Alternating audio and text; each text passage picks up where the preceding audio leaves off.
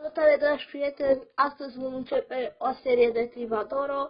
Vom începe cu un simplu joc normal, să vedem ce cunoștințe am acumulat și eu. Acum vom începe un joc normal, sper să câștig. Să vedem.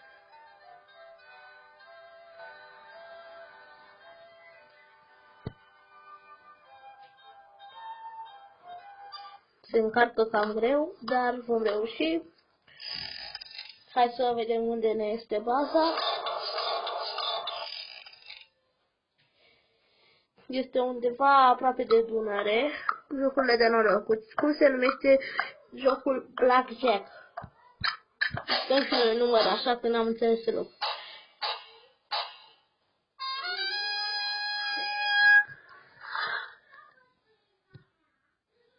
Așa, mulțumesc, așa, să vedem. Eu aș vrea să cuceresc în Bofița, pentru că acolo locuiesc și eu. Să vedem unde vrea domnul Șlostem 24. A ales la evrei. Acum noi vom alege zona aceasta cu petrolul. E o nouă serie, deci nu vă așteptați ca eu să știu totul. Așa, tradiții. La câți ani se căsătorește nunta de mărate? Fix, la fix, chiar nu credeam că acest număr va fi răspunsul, dar se pare că a fost. Vom alege lacul Sărat și Burepista. Aici s-a alăturat și sora mea, spune bună ascultătorilor noștri. Se pare că e cam timidă. Acum să vedem ce alege Diana. Rulord, o arcere bună. Câte moiare, sunt mitologia greacă, 15, 12, nu am o idee foarte bună la...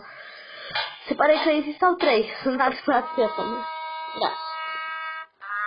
Se pare că nu m-am descurcat la această întrebare așa cum speram.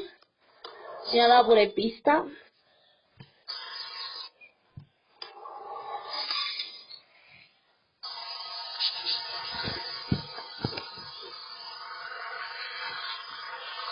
Așa, și a ales cultură. Câte turle are Biserica Neagră din Brașov? Zice și noi 2. Da. Am fost mai aproape. Așa că voi alege teatru. Eu vreau.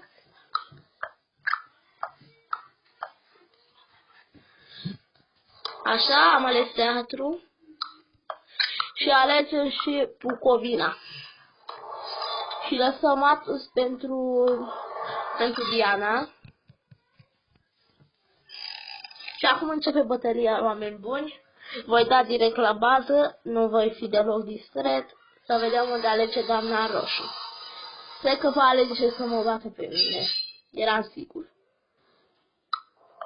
Personaj. Care dintre personajele următoare nu e leu? Sharon Light.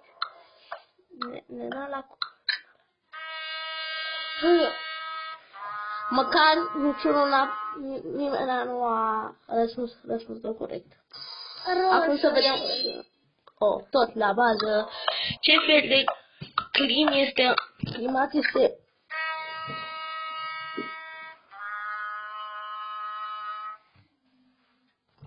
așa.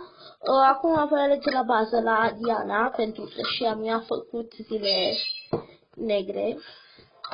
Dintre acestea este mâncarea tradițională a Greciei, sarmale tzatziki, normal. Am mâncat și vă spun, e foarte bun. Chiar vă recomand să încercați. Am doborât un turn, au mai rămas 2 ori. Literatura în ce țară se află Casa Poporului, normal că se află în România. Câte perechi de nervi cranieni are un om? Deci noi 20. Nu este răspunsul corect, era 12. Sunt mai aproape de răspuns și am de rămas și al doilea turn. Am mai rămas un turn. Care țănătare nu este o firmă de echipament sportiv? DAF. Doamne, Nike este o firmă foarte recunoscută. Am mii de produse de la aceștia. Am cucerit baza, l-am cucerit, acum să dăm și la ceilalți, să le dăm lovitura finală. Diana îmi pare rău, Diana, te-ai dus. Da, vrea să ia mașini. Care este constructorul de autovehicule sau modelul A6? Era sigur că e Mercedes-Benz A-Class. Mă uit de această mașină. Acum sunt eu, o să dau aici. O să iau cheile bicazului. Care dintre următoarele păsări nu poate să zboare? Struțul. Doamne, asta e o întrebare foarte retorică. Cine nu și-ar pune întrebarea asta? E sigur asta. Așa, și dau la bază ca să nu mai lungim foarte mult cu dânsii. Cum a murit Rudolf Kittel? A căzut în luptă, a fost omorât de sovietici sau sinucis? Era sigur, nu vrea să piardă într-o luptă, așa că s-a sinucis. Cine era Child? Pictor de icoane. N-am știut asta cu întrebare. Să vedem. Oricum, el o să vrea să mă atace la bază, sunt foarte sigur. A avut cheile bicazului, algebra care face unul la puterea a doua, face unul la puterea a doua, face unul. Doamne, eram sigur că face unul în greșeală, am pus mâna unde nu trebuia. Și se spune să nu spui mâna unde nu fierbe oala. La fel se aplică regula și aici. Cine a realizat emisiunea Teatrul Folcloric de emisiunea națională?